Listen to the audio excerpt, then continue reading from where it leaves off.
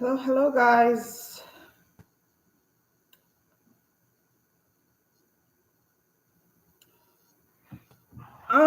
Welcome to today's live stream. Today we're going to be talking about the GRE.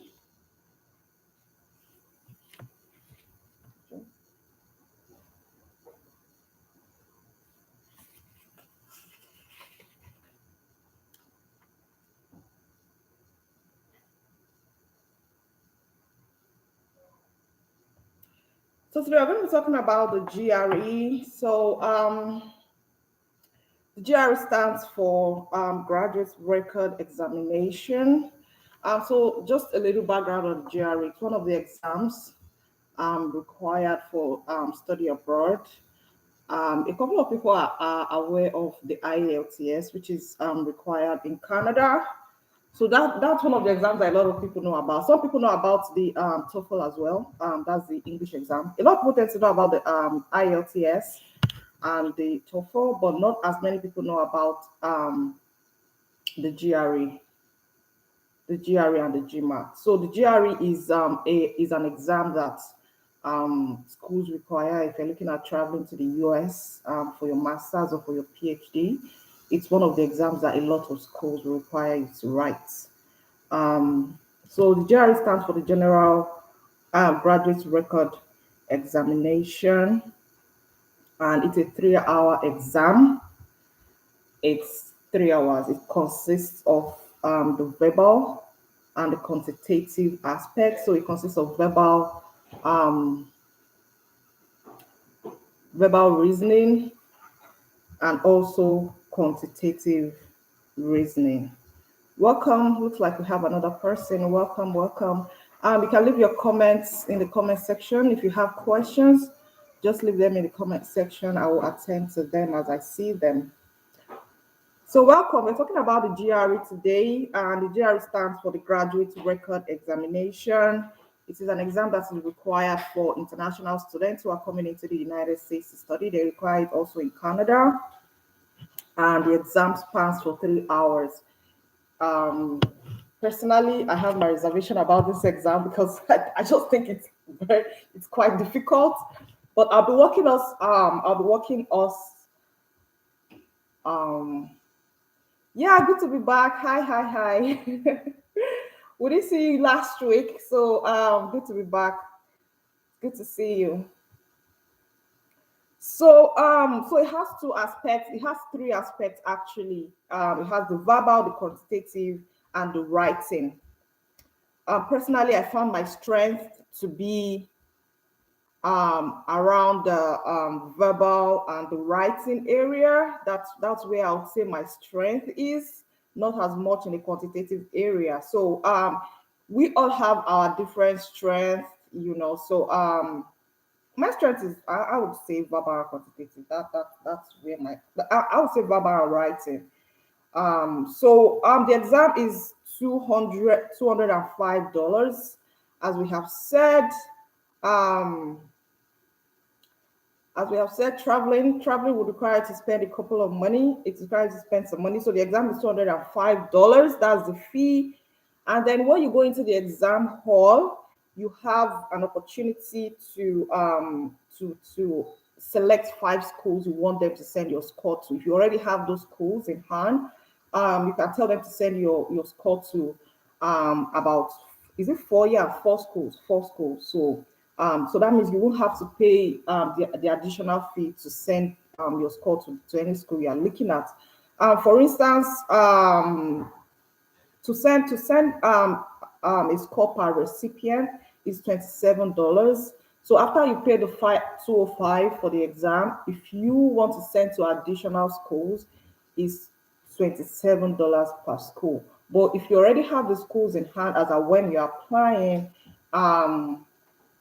you don't have to pay for those. So you have the opportunity to apply. You have the opportunity to submit 4 schools when you're writing the exam. So the verbal aspect, you can either score from 130 to 170. It's like a weighted average. That's how they grade it. So the verbal is from 130 to 170. The quantitative is also from 130 to 170. So cumulatively on the GRE, you cannot score less than 260. That's cumulatively. You cannot score less than 250, 260 on the GRE because they are both 130, 130. The writing is usually secluded. And let me just say something that in the GRE, after writing your exam for that day, you see your score immediately. Although you don't get to see your writing score comes in, I think, 2 or 3 weeks after the exam. But you get to see your verbal and quantitative score immediately after you write the exam. So that's good. You know how you performed, and you know whether to go home and rejoice or to go home and think about your life, like I did the first time I wrote the exam. So cumulatively you can have 260. That's the lowest you can have.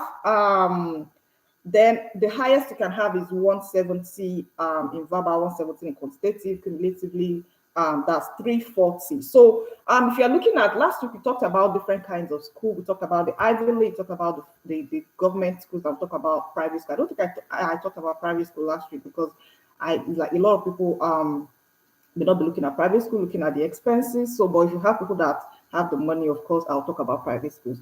So, a lot of regional schools or a lot of federal funded schools would typically require a GRE score of 300.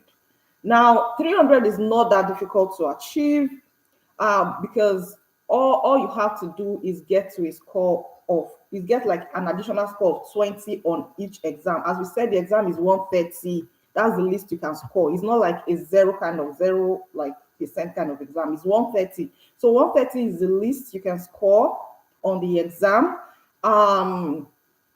So you can try, as in, it's not easy to even score the 300. I don't know if I'm just speaking because I have my reservation about the exam, but if you really try your best, and I would encourage you, since you're looking at this process, I would encourage you to go online. There are some videos, there are some testing kits you find online just to test your ability to see, where you fall on the spectrum. Personally, when I first wrote the exam, I think I had was it 270, 280? I had 280 something. I had 286 thereabouts, So, and that score was not really, because what they expect you to have 300 and above. That's if you're looking for like at federal schools, like federally or government funded schools. For the other for like Ivy League schools, they would require up to like 320. And if you look at people that come from Asia, all these Chinese places, a lot of them do score 340s. If you go on YouTube and just type GRE on YouTube, there are people that score 340, there are people that score 330. As a matter of fact, if you score 320, is a high indication that it's a very, very good mark. So I'm just saying this because don't relent in preparation. You understand? Don't relent in preparation for the exam, because the exam itself is not a 0% kind of exam, 0 to 100% kind of exam. So you could have something. You could have like 260, 270, but that doesn't mean that you passed. That doesn't mean that you passed. The first time when I didn't know about the exam, when I saw my score, I thought, well, I didn't do badly if I'm scoring 270 or 280 something out of 340, because 340 is like the overall mark you can get. So just consider it now that if you score, let's say you score 276, which is I think 286, which was the score I had initially. If you score 286 over 340, nobody would say that you didn't pass, right? Let's make this communicative. Nobody will say that you didn't pass, because 286 over 340 is a good score. But on the GRE spectrum, this is a bad score. This is a bad score. So when you begin to look at the GRE, you should consider from 300 upward. You should look at getting 300 to over 340, 300 over 340, anywhere from 300 upward. Because the lowest you can actually get on the GRE is 260. So GRE is not graded like normal exam. So I just want to put that out there, so that when you start preparing and you're seeing your scores, you'll not be like, oh, I tried. After all, it's over 340. The least you can actually score on the GRE is 260. So having said that, let's continue. If you have questions, let me know. So the average you should aim to score. When I wrote the GRE the second time, I had 290 something. I was really hoping, I was really pushing myself to get to 300. It didn't work out. And I'm like, man, what would Jesus do? What would Jesus do? So I just had to convince myself that, you know what, exam is not the true measure of intelligence. That's what I used to console myself. Like, man, this exam is not going to tell me how smart I am. Nope. So I had 290, was it 296 thereabout? So I had at least, I was able to gain some points the second time I wrote it. So I wrote it the second time because I was applying into my doctoral program. The first time I used it was for my master's. So for the writing, if you are going into a program that will require you to write a lot, of course, some programs, if you're going into a program that requires you to write a lot, they take special consideration into your verbal and your writing. If you're going into a program that does not require so much of writing and is more of like a quantitative kind of exam calculative kind of program, they'll really look at your quantitative aspect. So just have that in mind. So for the writing is from 0 to 6. So the highest you can score in your writing is 6, and the lowest you can score is 0. I don't think they'll give anybody a 0. They'll just give you 1 or 2. But the first time I wrote it, I had 3.3.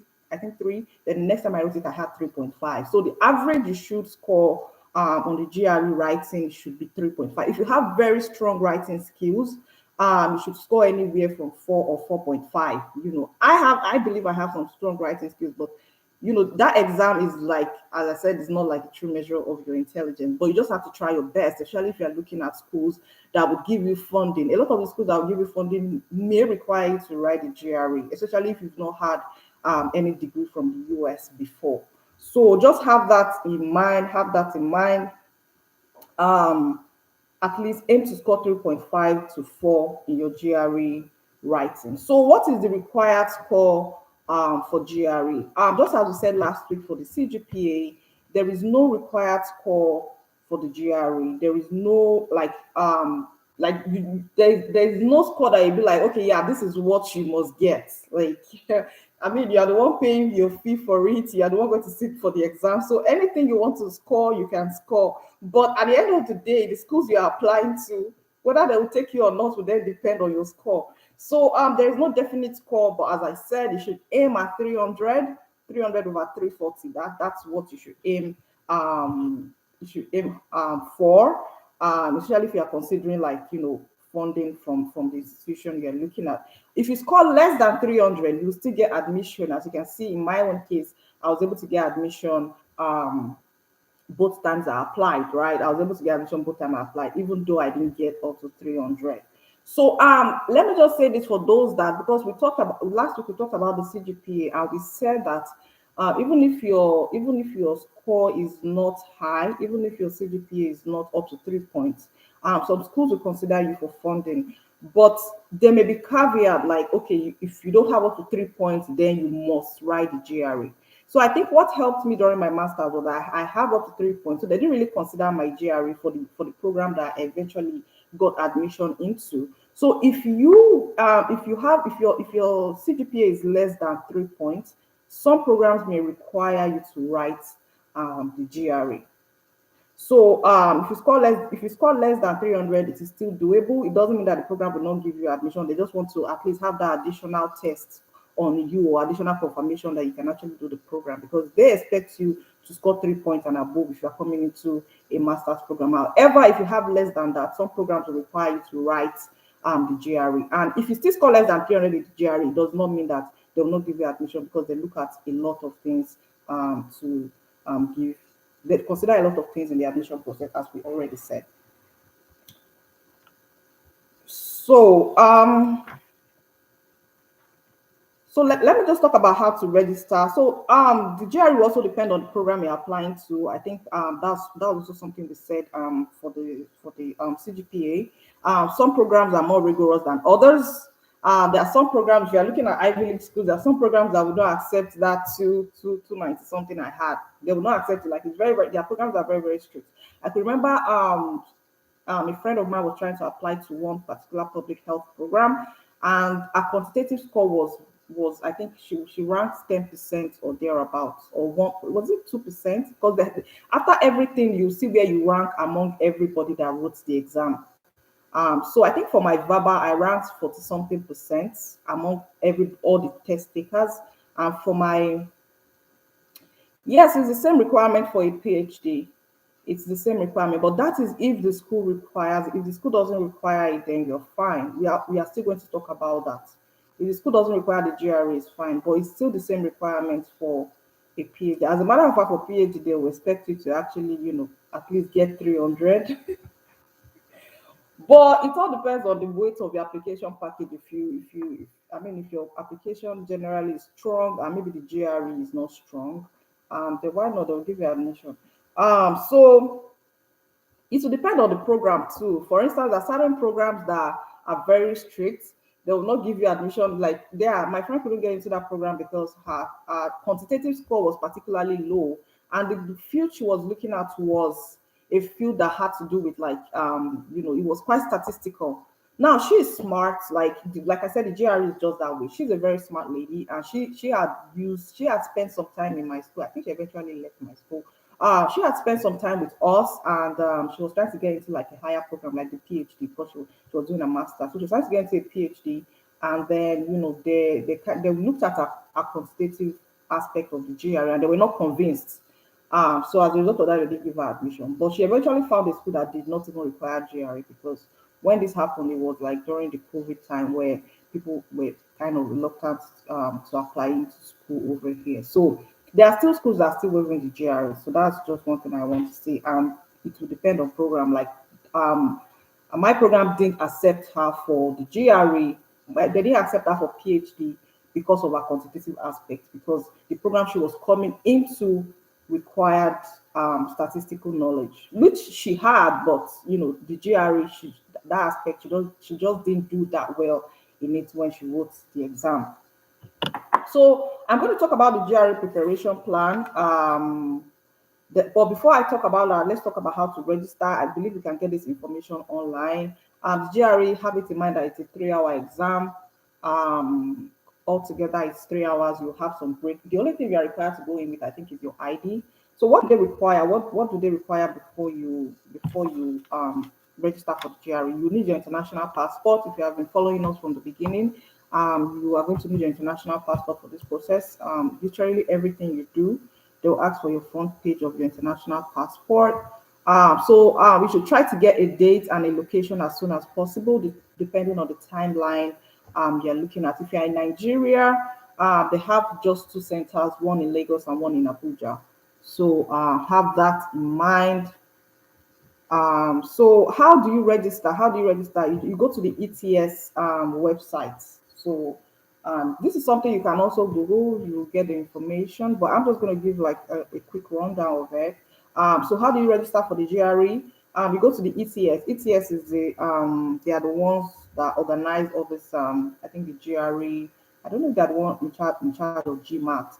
Now, we have the GMAT. The GMAT is for people that are going into business school. Some business programs will require the GMAT, but usually some require the GRE. They are okay with the GRE, but there are some that would want you to do the GMAT. And for those that are coming for engineering and things like that, some of those programs require the GMAT. But generally, a lot of programs will still take the GRE, and if they want to know your strength, they'll look at your score in the verbal and the quantitative. The GMAT is more technical, the GMAT is more quantitative in nature. So, but usually it's business schools that require business, and sometimes maybe engineering schools that require the GMAT. So you go to the ETS website and create an ETS account. The ETS stands for Education Testing Service. So that's where you go to apply for it. You create an account with them, and then you verify the exam you're taking, because they have different types of like GRE. They have GRE, like I think they have GRE physics, they have GRE chemistry, they have GRE for like nursing programs and stuff. So, but the GRE you are doing is GRE general. So GRE general, have that in mind, and it's going to be computer based, because they have the paper based one, but you're not doing the paper based one. The one you're doing is a computer based one. So usually you have to choose a testing date and a testing location. So have that in mind. I don't you, Along the line you get to pay your fee, which is 205. So once you register, you have to find testing centers and find the dates that you want to apply.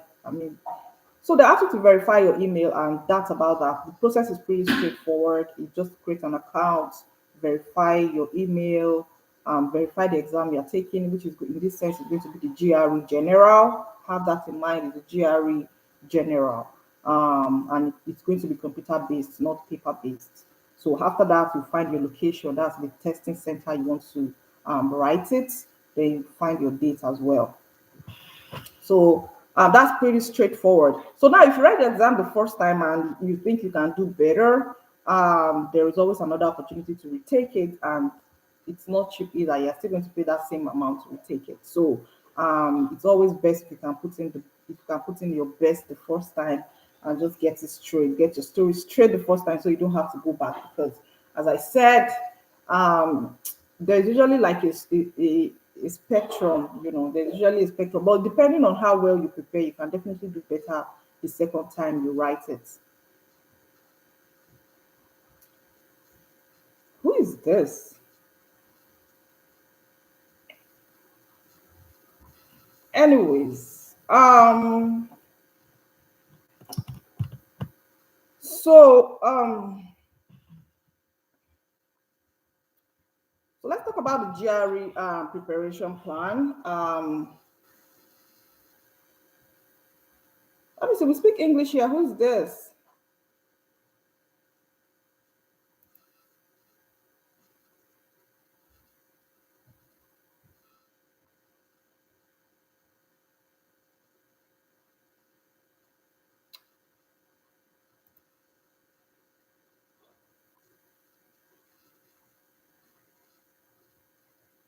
Guys, just give me a minute. I'm trying to put this straight. Like, I don't want anybody distracting us here.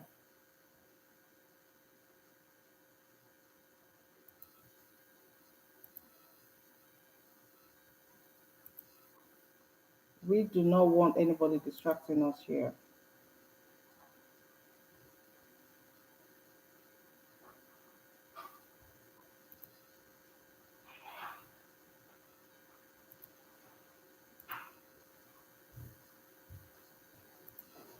Okay, that's done. That's done. That's done.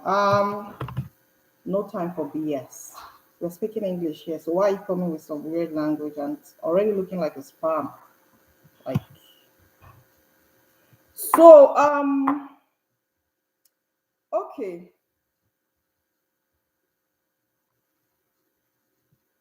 So talking about the GRE preparation plan,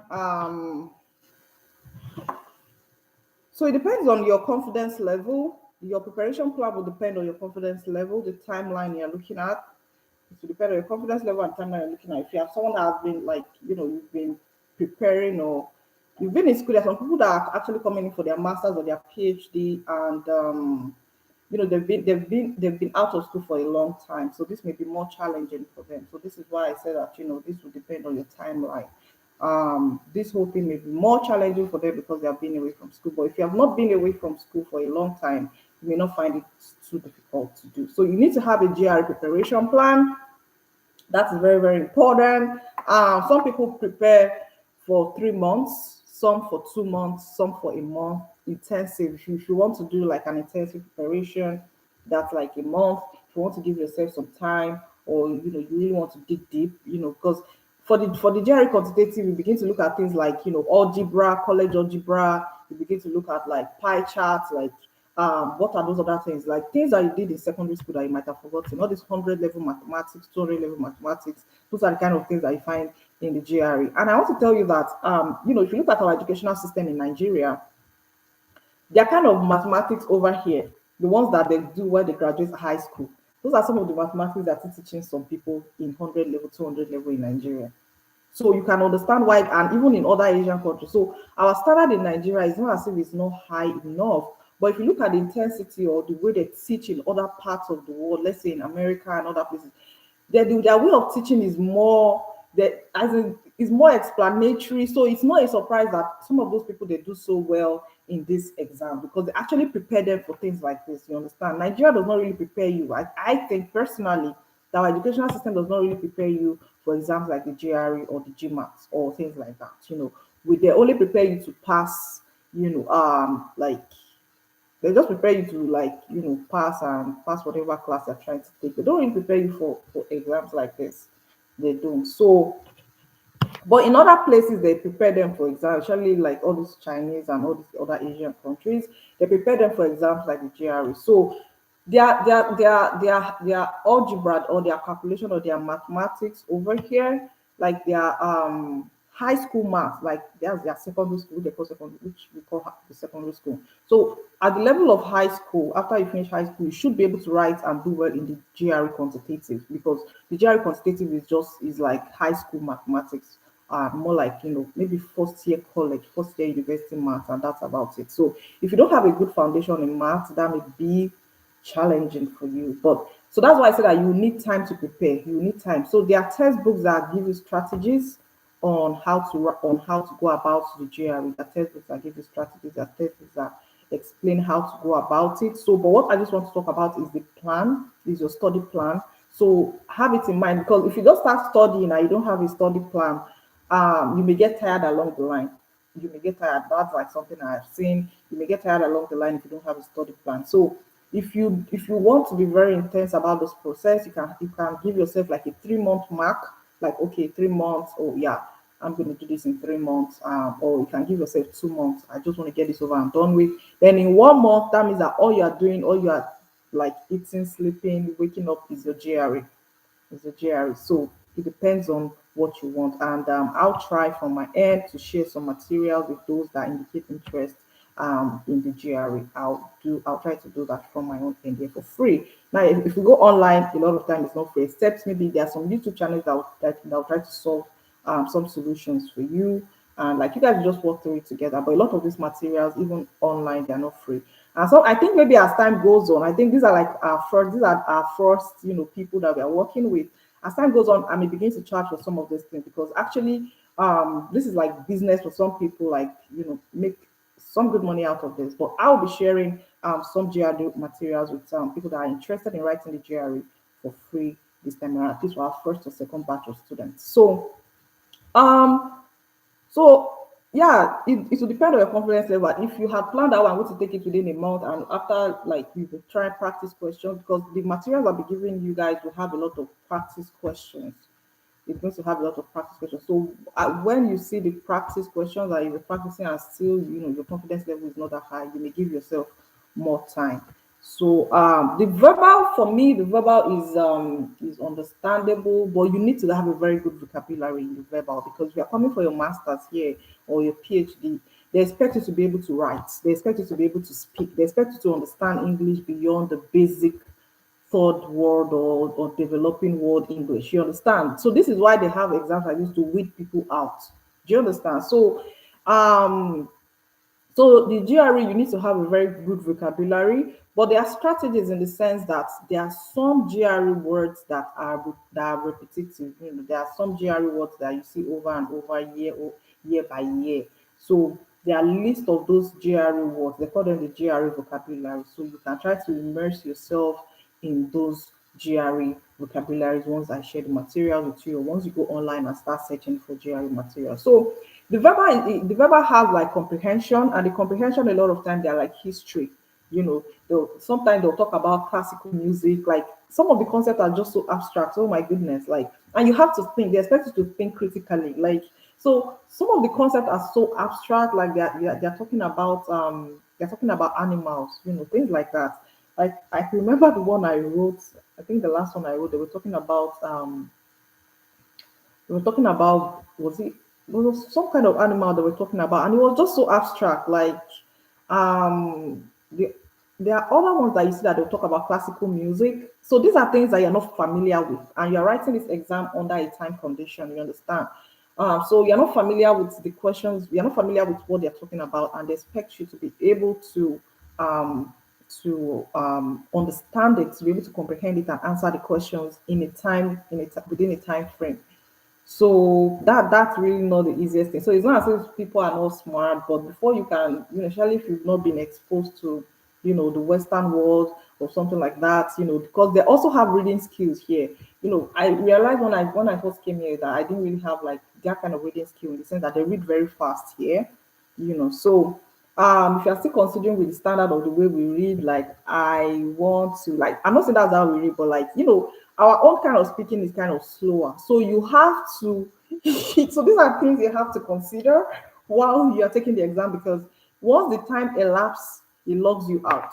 It logs you out. So ensure that you have enough confidence that you can do it before you go, and ensure that you are prepared well. So another thing I want to say is that you don't have to overthink it. You don't have to overthink this whole process.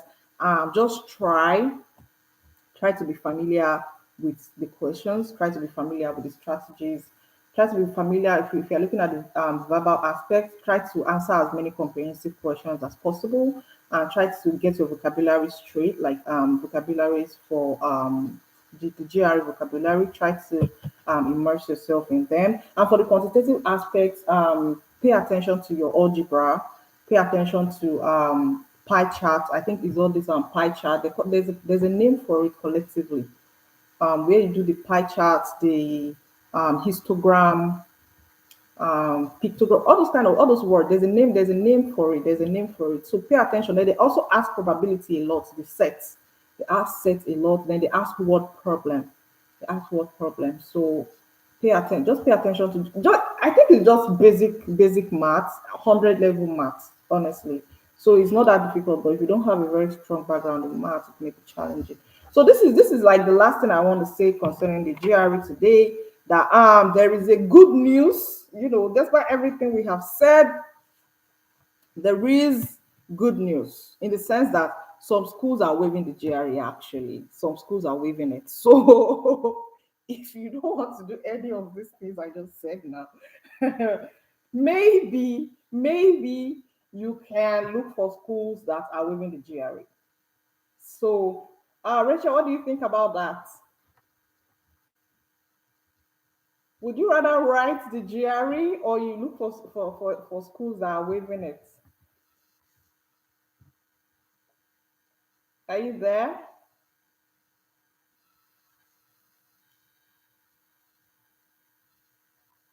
So there are schools that are waiving the GRE. So you can do that if you don't want to go through this whole process. But sometimes just coming outside of the United States, from outside the United States, you don't know sometimes if they may mandate it.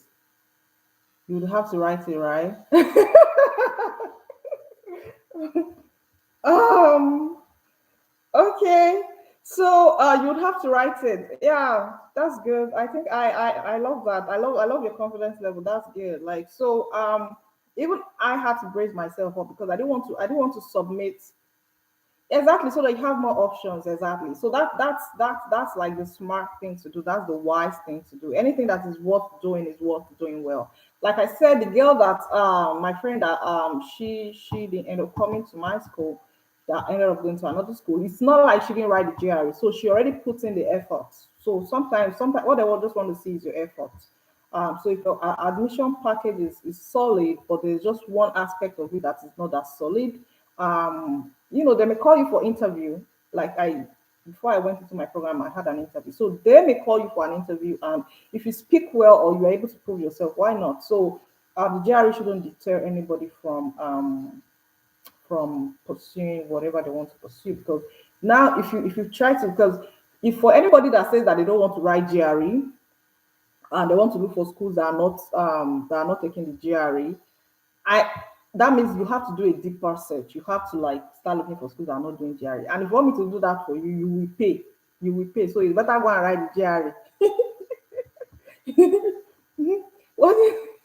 Yes, if you're not going to write the GRE, and you like that's because the GRE is like, so there are some things. Some people would know that there are some schools that are waiving it. They'll be like, they don't want to write it. And like, if you tell me you're not writing the GRE and you want me to look for schools for you that will not accept the GRE, you will pay for my service. You are going to pay. But if there are people that are going to write the GRE, and they want me to suggest schools for them, of course, this whole process, you also have to put in effort to try and search for schools by yourself, schools in the United States, or you can tell me to suggest some states for you where you can go and type colleges, like, okay, so what are the schools in this state, things like that. So for those that flat out don't want to write the GRE and you want me to suggest schools for you, you will pay, because that is like time. I have to use my time to do that. So that's that about that. So, do you have any questions based on what we've done so far? I know you asked about the West the last time that if you have multiple degrees, you need to write the West. You need to excuse me, you need to send your transcript out twice because the first school will send theirs, the second school will also send theirs because yeah, they have to see they have to translate all your transcript to the US standards. So and then we'll talk about the CGPA. I don't think my friend here who is a professor, I don't think she's going to have a problem with the CGPA. I think she's good.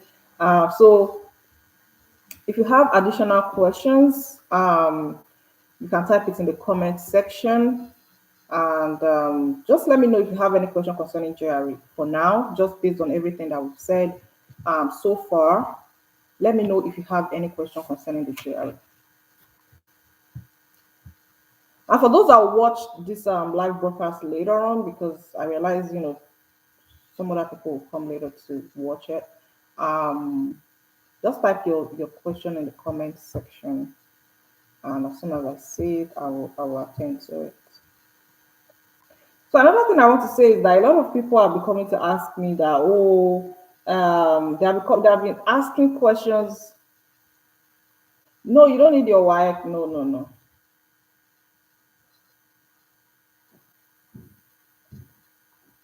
No, yeah, you don't need your secondary school. I think it's even on their website, on the West website, that you don't need your secondary school. They only ask for um, post-secondary school certificates or transcripts. So that's what they ask for. But if you are doing SAT is for undergrad. So that is where Y could come in. So SAT is for undergrad, not for graduate level. So the people I deal with, they are graduate level students. So what was I saying? So yeah, I for now I don't do. I just want to say this, put this out there for those that have been coming like into my inbox or like yeah, some people like I may be able to attend to you. If we have been talking about this for quite a time now, but I don't do personal consultation for study abroad for now. And why is that? I am very busy. You understand? So and if I'm going to be doing personal consultation, you have to know that I can't do that for free. So everything I'm doing now is just on YouTube platform, and that's because I want people to like other people, let other people be able to benefit from this rather than dealing with people on a one-on-one basis. But I understand that people may need guidance here and there, through the process. Now, if you want me to be able to give you that personal touch, it's not for free because over here, everything we do is based on time, and time equals money. I don't you all should know they pay per hour here. They pay per hour here. And if you look at a lot of people that do this study abroad thing, they charge people, right? So if you want that personal touch to this thing, you have to pay. But for now, I like at least for our first and second batch, like I just want to do this. So if you have questions, just bring them to our live broadcast, like jot your questions down. So having the past questions. Okay. Yeah, just shoot me a message with your email. It's a Google Doc, so I'm going to send it to your Google Drive. So yeah, I'm going to send it to your Google Drive. So it's a lot of materials as well. So and that one of the things about that Google Drive material is that it even shows you how to like have a very good writing essay.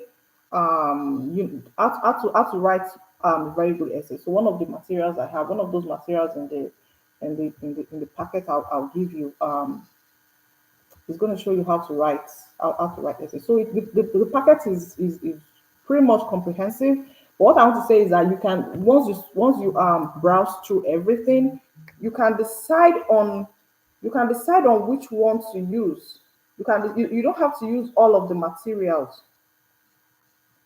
You don't have to use all of the materials, right? You can choose the materials you want to use out of all of the materials I send. Although it would be good if you can browse through all of the materials I give you just to know the ones you would like to use. But ultimately, it's best you after you browse through them, it's best you pick the materials that you would like to use because the materials are quite a lot. So I'll be doing this for free for like the first batch, second batch of people I deal with. But as time goes on, I'll not be giving the material out for free anymore. But this is our first set, so I'll be doing that for free. And if you have any personal consultation, not too long, something I can just answer with like maybe like a straight line or something, that's fine. If you have questions or questions, just keep jotting your questions. When we meet in our live session, I will address those questions. So if you really need me to give you like a personal anything you need, like you come and ask me like papa papa papa, like you're gonna pay for that. I've done that before for some other people. Like the first set of people, like before I started doing this on YouTube, first set of people I literally they can call. And some people would even because of the time difference. Oh my goodness, some people will contact me when I'm about to sleep. Sometimes I've been in the library all day and they'll message me when I'm just about to sleep or just when that sleep is beginning to enter the next gear. That's when they'll message me. So I cannot do that for free anymore. Do you understand? Because it's very, very tasking and it's very, very engaging on a personal level. So as time goes on, if you need any kind of like personal consultation or personal touch, so and that also includes like if you want me to review your cover letter and all of that, your resume and all of that.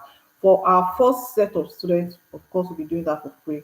But as time goes on, I will not do that for free anymore because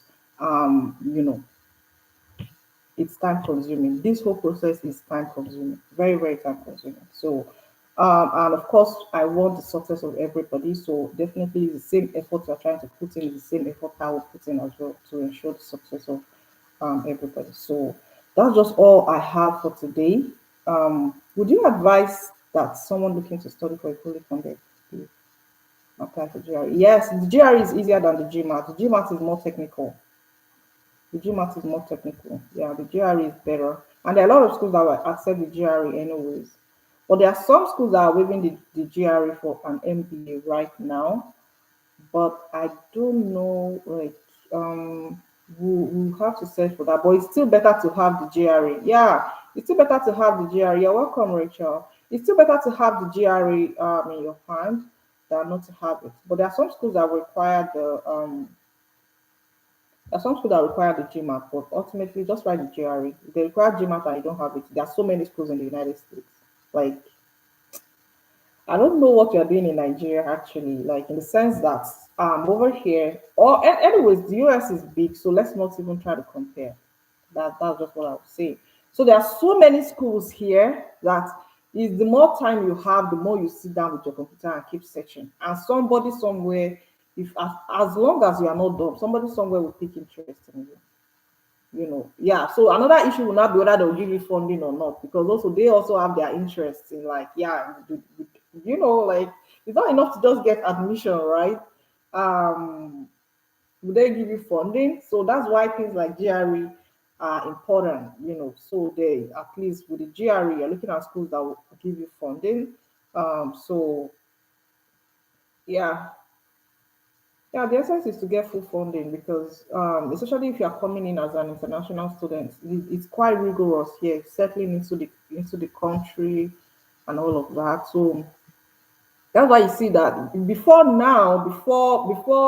this whole social media thing that people are now aware about traveling abroad, you realize that the people who travel abroad or used to travel back in the days were people who were particularly rich, people who came from wealthy homes, or people who had like first class, right? Those are the people who would travel, who would hear that they travel abroad to study.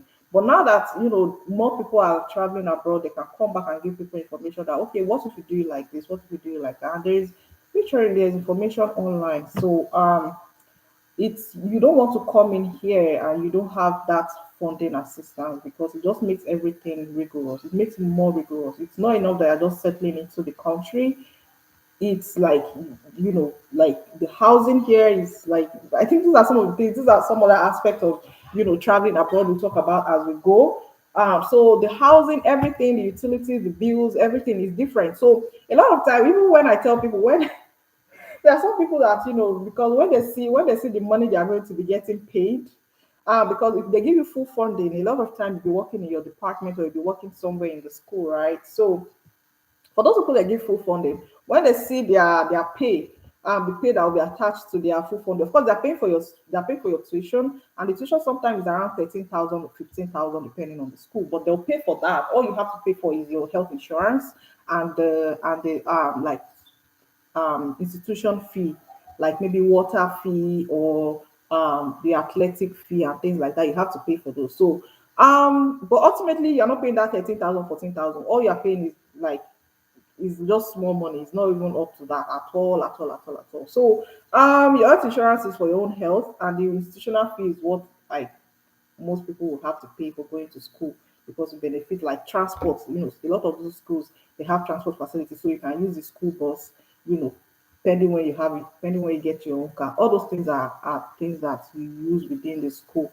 You understand? So you have to pay those institutional fee. So in addition, if you have been given full funding, they can assign it to a professor to work with, right? That okay, maybe you are going to be doing research for the professor, or you are going to be a teaching assistant, or if you are working in like an administrative office, you'll be doing administrative work depending on where you got your funding. So a lot of time when Nigeria see that funding, sometimes depending, the funding may be, I think for masters the average funding is like, or if you are getting administrative funding, is like I think from $700. Now guess what the average Nigerian will do? $700 per month. And that comes in every month. So they'll bring out a calculator. What's the exchange rate right now? $700 times how much? What's the exchange rate? I don't even know, but let's say the exchange rate is 500 for now. So you calculate it with your Nigerian cents that 700 times $500 exchange rate is $350. Maybe the job you were doing in Nigeria was just paying you 75K. So in your mind, you're so happy that man, so I'm just going to be jumping from 75,000 to $350,000 per month, you know. But when you come here, you're in for a shock because that $700, everything like your bills will that $700 is nothing depending on the city you're in. You understand? So the $700 is nothing depending on the city where you reside. You- for real though, for real. The $700 is nothing depending on your city. In fact, there's some city that if they give you that $700, you better call your parents. Let them be sending extra money to you because that $700 is just for rent in some places.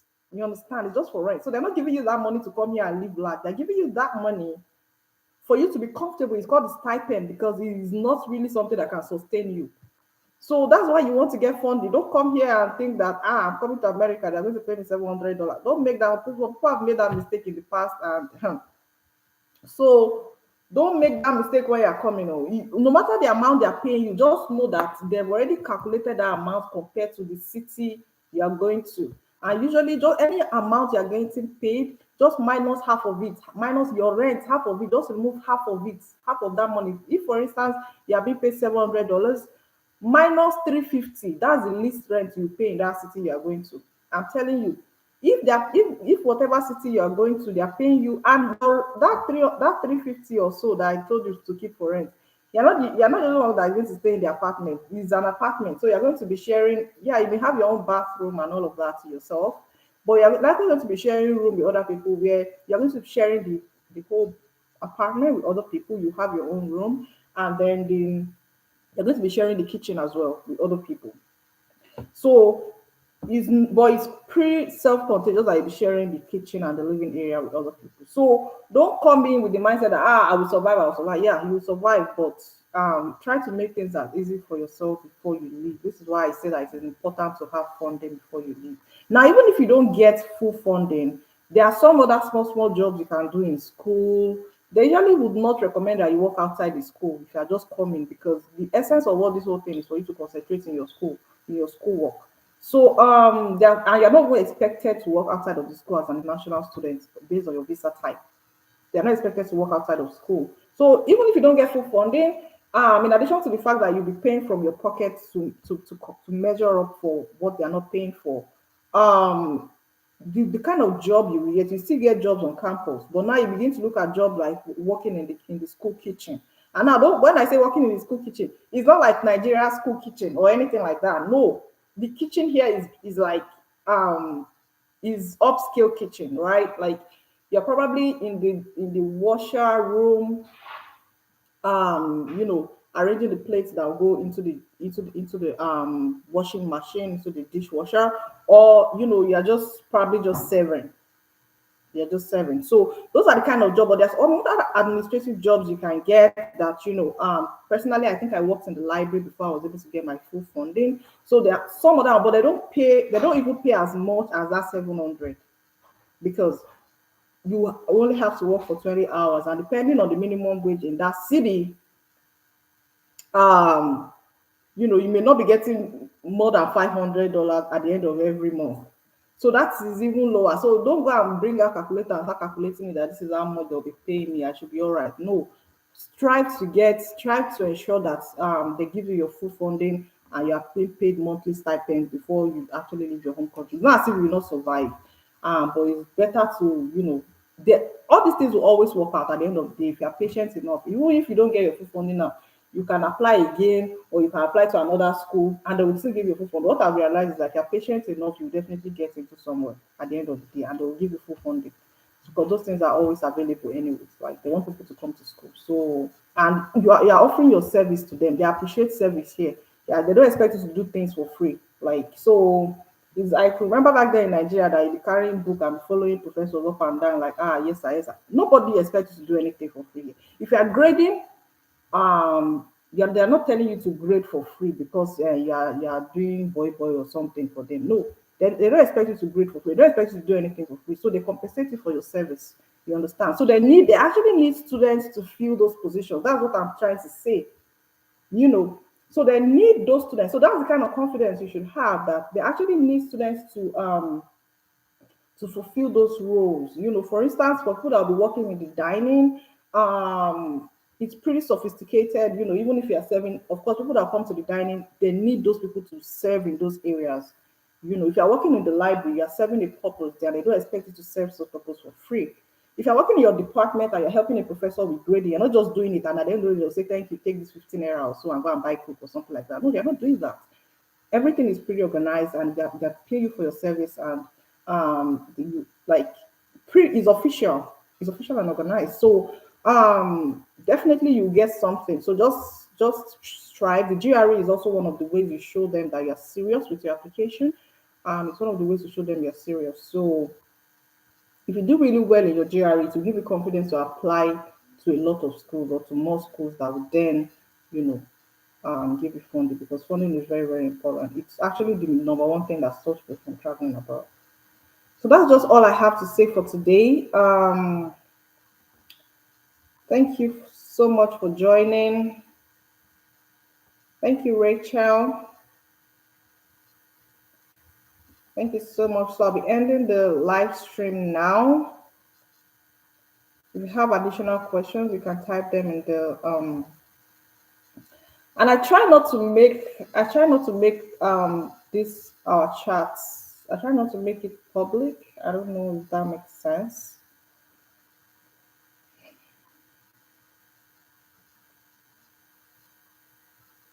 I don't know if that makes sense actually. So if you have your question, if you're not part of the chat, I have your question. Come and answer your question. Come and ask your question by yourself.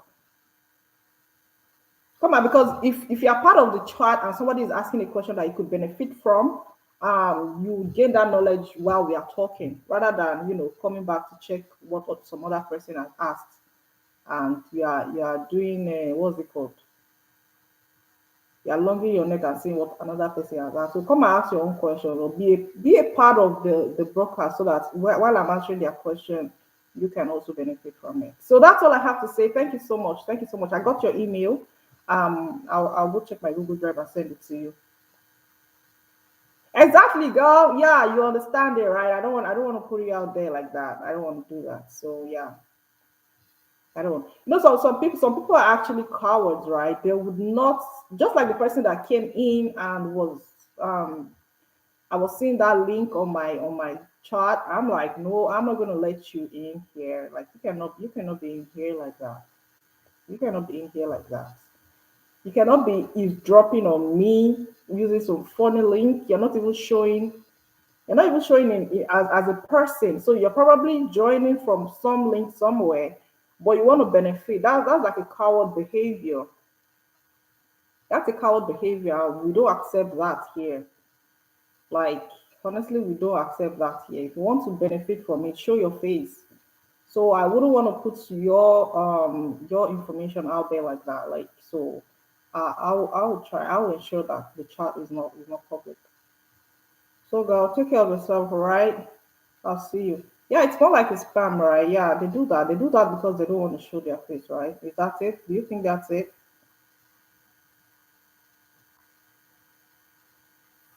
They do that because they don't want to show their face. Yeah. See you next week, girl. See you next week.